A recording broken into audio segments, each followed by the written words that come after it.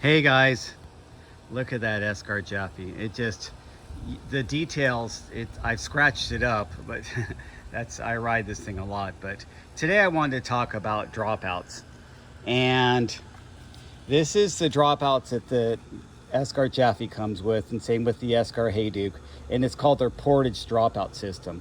What was nice is they offered this in a 142 spacing, so I could use my original 142 single speed hubs. And I have a few specific single speed hubs that I had in mind when I was buying a new frame, which is really nice. So I want to use compatible system. Obviously, if I got 148, I would have to either use geared hubs or buy some new 148 single speed hubs, and that was just too much drama. So this was nice that it would be backwards compatible with some of my parts, and I was able to reuse these parts. These hubs are actually about 10-15 years old. They're pretty old. Those are the original Hadley single speed hubs. I can't really read the model right there. SS R6.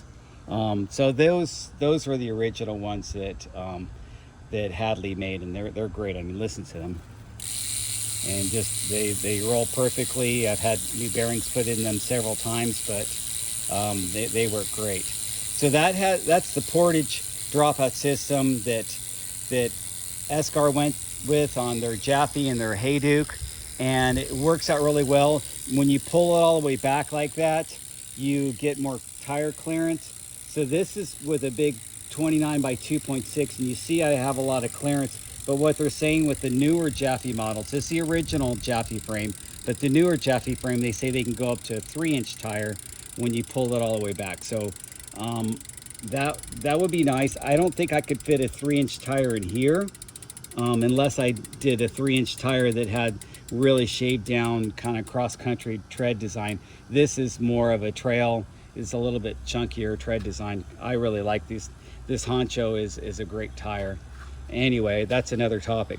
So now let's look at some of the other dropouts. Now this is my custom 7 Sola, and I had a couple choices, and I chose to go with the Paragon rocker dropouts on this one.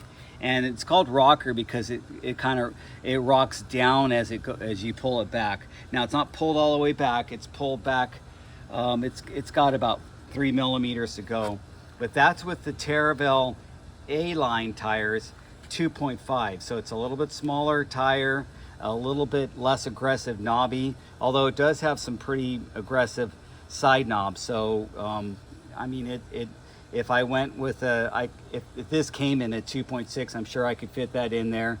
But I don't think I would go with a 2.8 on this. I could easily go with a 2.8 on my Jaffe, but this one, it's iffy. And I've tried it before, and it rubbed on the corner, so I quickly took it out and switched back. Because as you see, this is the tire I tried, this 2.8 Coronado. And it works great as a front tire because it's such a big balloon tire on those big 40 millimeter wide rims. That's really my suspension on this bike. So the other way to do single speed is, instead of with the dropouts and the sliding dropout, is to go with the eccentric bottom bracket. So this is Niner's Biocentric 2 bottom bracket, and this was effective. I use this bike as a single speed. If you look way back on my library of videos, you'll see this was a single speed for many years, and it rode great. It's a different feeling when you move around your bottom bracket shell, and it gives you a different climbing feeling as you're pedaling, but you're not able to really adjust your chainstay length as you are able to with the slider. And so that's another thing people like to play around with, is their chainstay length. When I tuck that all the way in, I might have a chainstay of like 428 or something like that. Where I push it all the way back, it might be like 435. So I'm not sure how short the Jaffe is. I'd have to look at the specs, but I mean, having it tucked all the way in is going to give your bike a different playful feel and make the tight switchbacks a little bit easier. Whereas if it's pulled back, it's going to make it a great bike for plowing down steep stuff and give you more stability. So it's nice to have that ability to kind of switch it around. So that's the dropouts. These were a little bit harder to adjust and get my chain really tight, whereas these are a little bit easier because I'm just threading that back and then tightening the chain, and literally I go a quarter turn and it makes it makes a little bit of a difference, and it's able to get the chain. You can see how tight that chain is, and I keep my chains really tight. Speaking of chains, I wanted to talk to you one more thing, and that's about this Wolf Tooth chain lube by SCC Tech. And this stuff is amazing. What I've been doing is I've been washing my bike, but I haven't been using any detergent on my chain or degreasing my chain. I just wipe it down, and then I've just been reapplying, and the chain stays clean and it just feels super smooth. This has some type of cleansing properties to it, so it kind of cleanses it and lubes it at the same time, and it works great. And I'm experimenting with it on my single speeds. I haven't tried it on my gear bikes yet, but I'm really liking the results. My chain feels awesome, and I put a lot of torque on my chains. As you guys know, single speed is not a chain-free, chain-friendly type of sport for your bikes.